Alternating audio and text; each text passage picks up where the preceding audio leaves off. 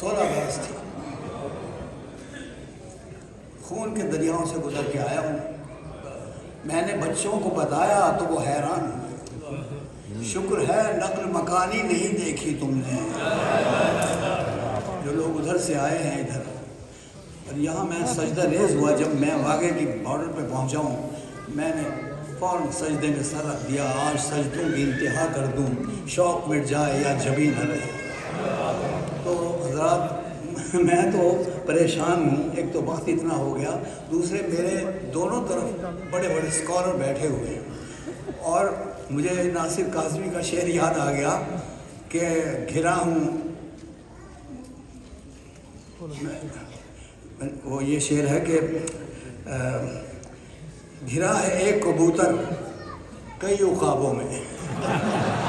تو اب لہٰذا میں کیا کہوں گا، بہت کچھ کہا جا چکا ہے، لیکن میں تو اصل میں مجھے نہیں معلوم تھا کہ صدارت مجھے دی جائے گی۔ ہمارے ڈاکٹر صاحب نے، ہمارے اظہر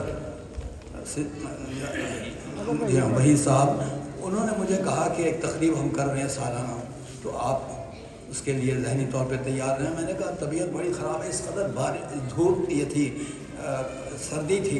میں نے کہا کہ اچھا میں کوشش کروں گا۔ بہرحال تو یہ ہوا کہ میں نے مضمون لکھا، اور یہ میں اکثر مضمون جب لکھتا ہوں تو یہاں کا جو بڑا رسالہ ہے الحمرہ، اس میں بھیج دیتا ہوں۔ میں نے یہ مضمون لکھا اور میں ان کو بھیج دوں گا یہ، لیکن میں اس میں سے جستہ پڑھوں گا، وقت بہت کم ہے۔ تو میں نے اس کا عنوان کیا رکھا، عہد حاضر کا باہو واصف علی واصف۔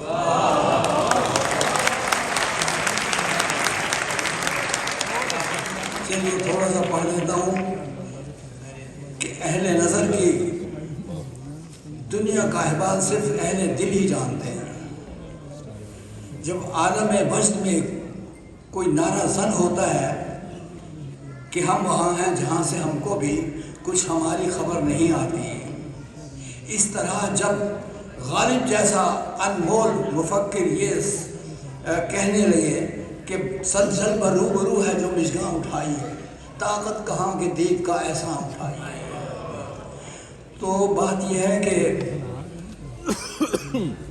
طاقت کہاں کے دید کا ایسا اٹھائیے، اس کی شرح مولانا حالی ہی کر سکتے تھے۔ وہ بھی اسی خیال کی ہم نمائی کا اندازہ دیگر کرتے ہیں۔ کچھ تو ہے قدر تماشائی ہے یہ شوق خدا رائی کا۔ تو معرفت کی منازل اور صاحبان عشق کا اعتراف حقیقت ہمیں مبتلائے حیران کر دیتا ہے کہ آرائش جمال کا اہتمام ہو رہا ہے، اور زیر نقاب آئینہ ہے کہ اسے فرصت ملے اور نقاب اٹھنے کا مرحلہ۔ مگر شاعر مشرق نے اسی کیف خوشی میں فرمایا، یہ کائنات ابھی ناتمام ہے شاید کہ آ رہی ہے دماں دم صدائے کن فیکون۔ لیکن وہ ابتدا میں حسن مطلق سے مستفید ہونے کا نسخہ گوش گزار کر چکے ہیں کہ ہے دیکھنے کا شوق تو آنکھوں کو بند کر، ہے دیکھنا یہی کہ نہ دیکھا کرے کوئی۔ ہمارے عہد کے صوفی باصفا حضرت واصف علی واصف یہ تمام مراحل طے کرنے کے بعد ایسے مقام پر دکھائی دیتے ہیں کہ دیکھنے والے کی آنکھ خیرہ ہو گئی، اور جو دیکھا اسے ظاہر کرنا محال عقلی بن گیا۔ دراصل آج ہر صاحب نظر جانتا ہے کہ اس دنیا میں سب اسی کے رنگ ہیں، اللہ بے مثل و بے